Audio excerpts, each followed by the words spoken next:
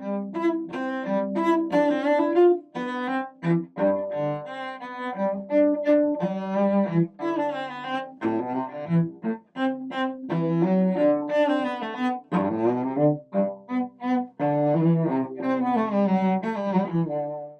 name is Zheng. I have been a music professor at Southwestern University since 1995. I always say music is the universal language, but I will go one step further. It's the language of the soul. I was born in Shanghai, China, and during the Cultural Revolution. And my parents sent me to live with my grandmother. She lived in Xiamen, Gulangyu. Gulangyu is a music island. That's when I started to learn to play piano. Not only we convince ourselves with the music, we have to reach out to our audience. And I know that when your music can be connected with the community, that means a lot to a performer. When a performer performs music work, the audience, everyone has different mood, different feelings. But as a performer, we perform everything what the composer is written on the score, but we go beyond the score. We study the background of the composer, the historical background of the works. So when we deliver the performance, it's convincing.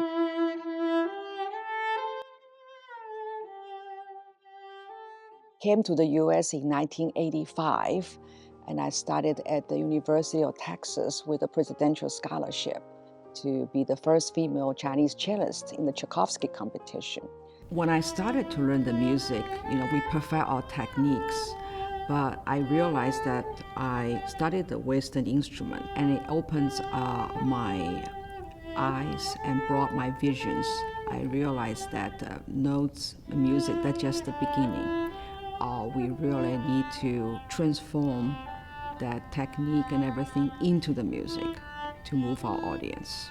I always try to incorporate the traditional Chinese music in my pieces or performing the Chinese composers.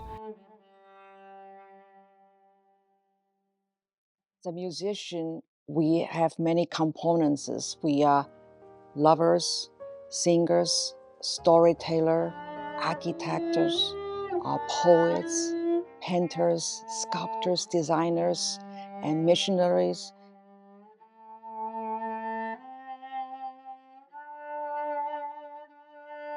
When I perform, I forget about myself. I concentrate on the music, and the music will take you to whatever the imagination that would take you.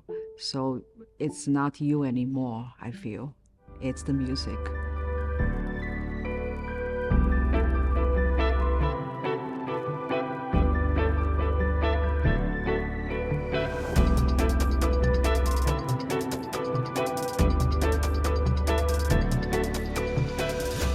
I learned that art can be a healing process. It can be almost like an intervention in someone's life. It can completely change your perspective, your context. Hello, my name is Gary, and this is my studio in Georgetown, Texas, where I work on mixed media and fabric artwork. I wanted to major in art and go to school, and I didn't want to go to a technical school. I had a very huge falling out with my father, because if he was going to pay for college, if he was going to help pay for college, it was going to be on his terms, and it was going to be it's going to be something I could make a living at, like business or accounting or something, which is completely against my nature. So I went to school for freshman year and majored in business. My mother, she took over the payments, I got jobs and went to school and majored in art. I think she wanted me to be happy, and she knew that when I was working on art that made me happy. I began doing more and more mixed media, and I did that for quite some time with paper, and fabric was a little bit, and leather and other materials, mixed media. All the sewing had triggered a memory of me working with my dad, and he was a furniture upholsterer, and he taught me how to sew. And I would work for him in the summers when school was out. And at that moment, I guess I knew that I wanted to work in fabric because that was the way, sorry.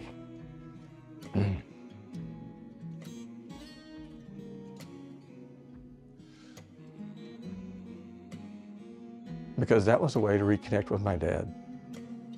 So it became a way for me to work that I guess he would approve of.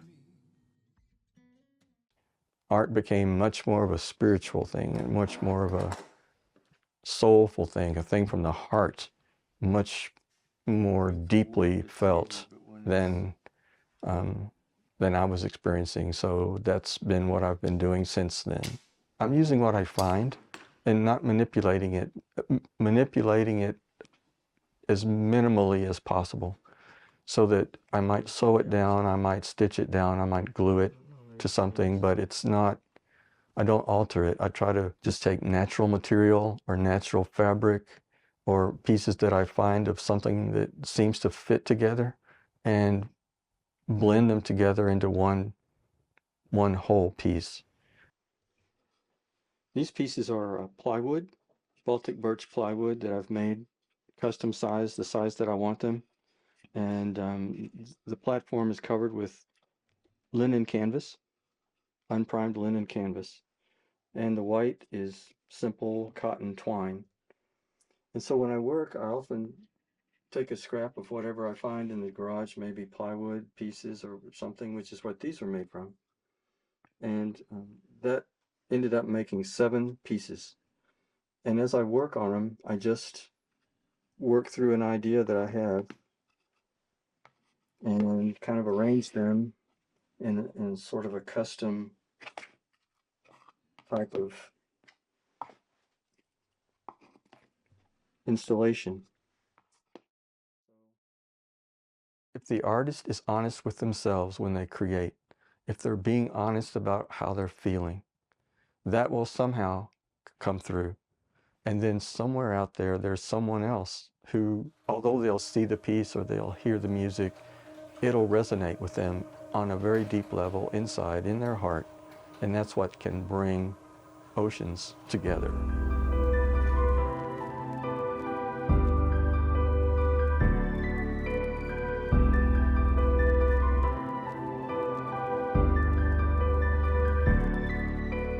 I mean, I am an artist, but I think it's just whenever I reach a certain quality level that I would be like, okay, you know, you're there.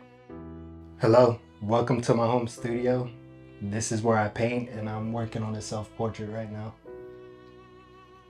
I used to work at a dealership. That's kind of where everything started. I was detailing cars. I was just like, I needed a career. I needed something to pursue, something I was passionate about.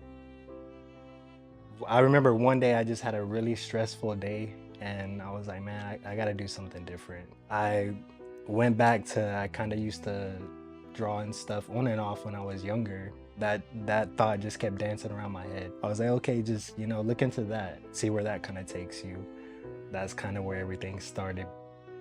I'm Devon Clarkson, and I'm a portrait artist. I do murals as well. Almost like every kid, like around 5, and you know, but I never took it serious. It was just a passion of just people, just natural things, God created things, that kind of made me want to focus on people and just capturing the individuality of people. It just felt that that was what I was supposed to do. I kind of just went for it. There never was like a specific plan, which is kind of odd. Like I said, most people, if you're picking a career path, you kind of do your research and stuff, but it kind of just, it was like a calling, I guess. It was above all is just the identifying mark to make sure that the person I'm painting looks like the person that's sitting there. For me, a good portrait is just capturing the person. Like, I think if you can capture the person and show a sense of who they are, I like the natural shots. Capturing the person in their moment, how they're feeling.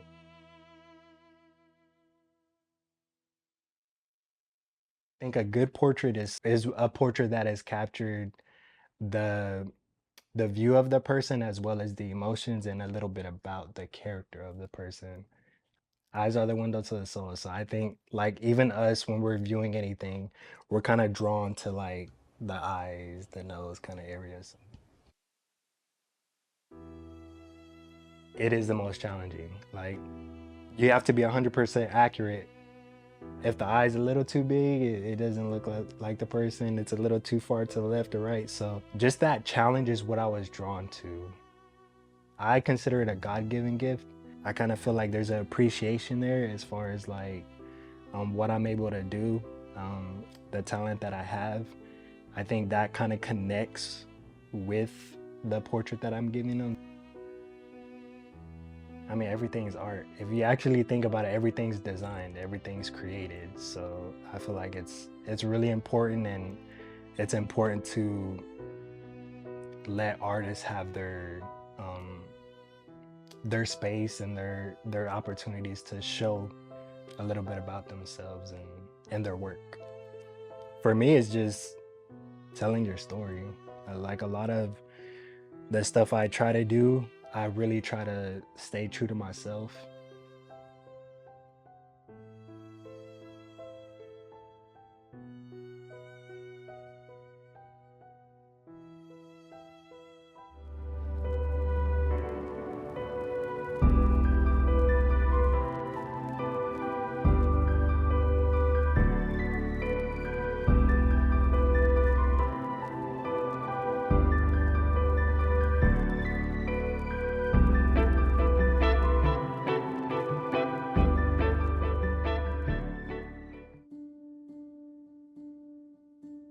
You're looking at a 90-year-old grandmother, great-grandmother, maybe a great-great-grandmother pretty soon.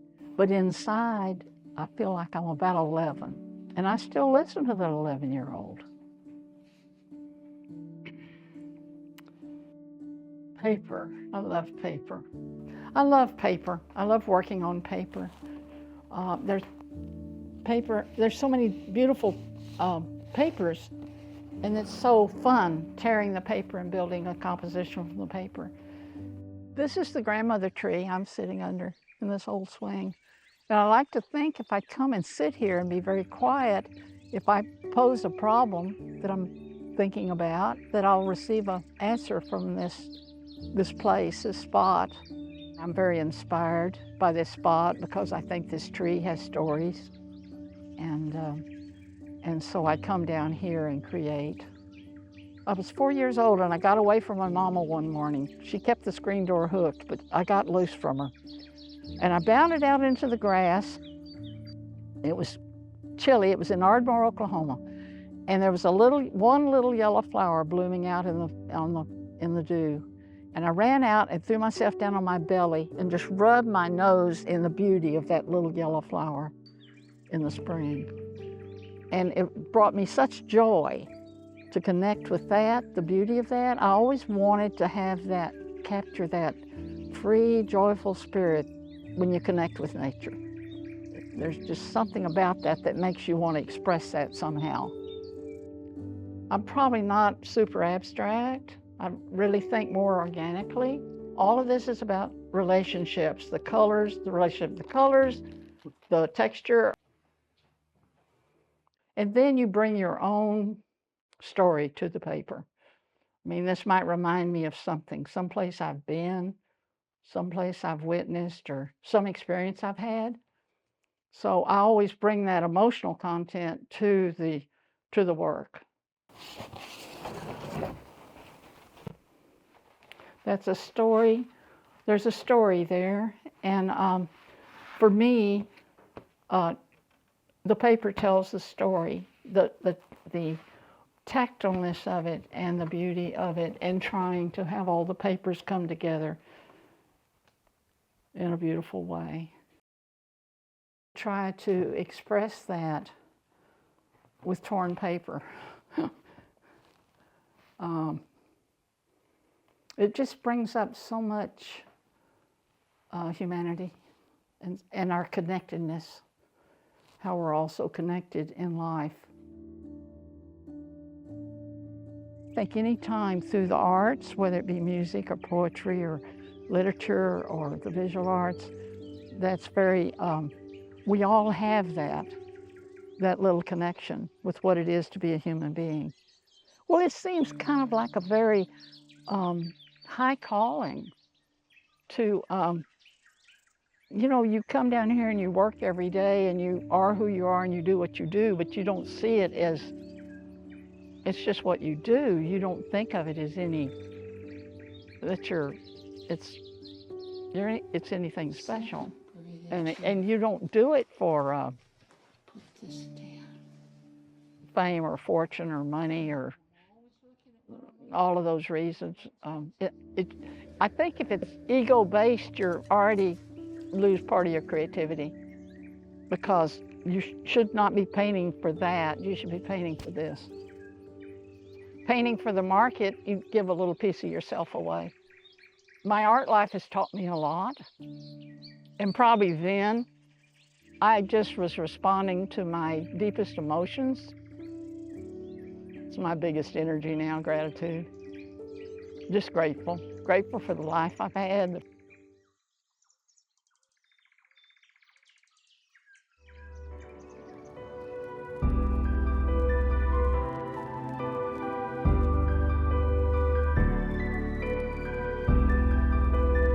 So part of what makes Georgetown so charming is its historic architecture and the downtown square. But over the past few years, there has been a concentrated effort to increase public art in downtown as well. This has created something really special in the way that the history plays with art. So this splash pad is actually a nod to what used to be here. You can see the ring around it, and that's actually where the water tower for the fire department stood. And now it's this great community space that kind of plays with what was once here.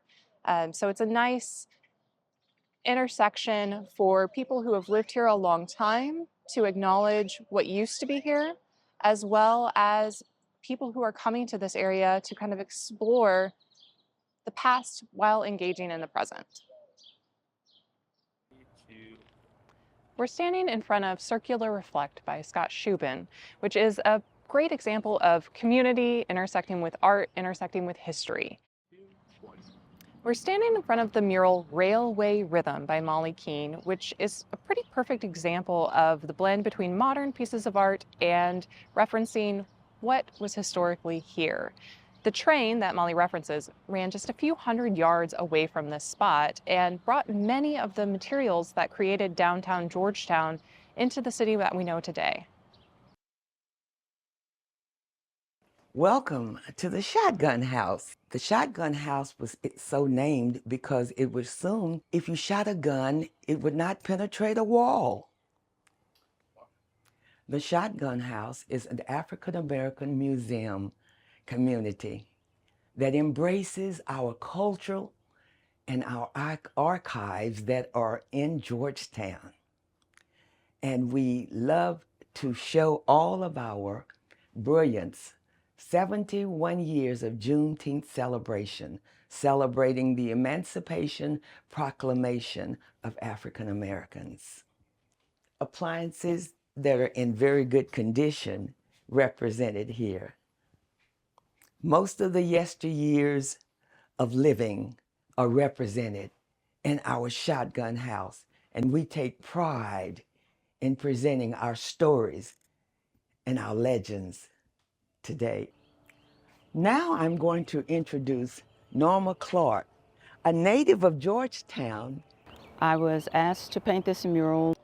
This mural was based on the community in this particular community in Georgetown, which is the TRG neighborhood. It stands for Track, Ridge, and Grasshopper. It is the Black section of town on the west side of Georgetown. So this mural is based on people that live in this community.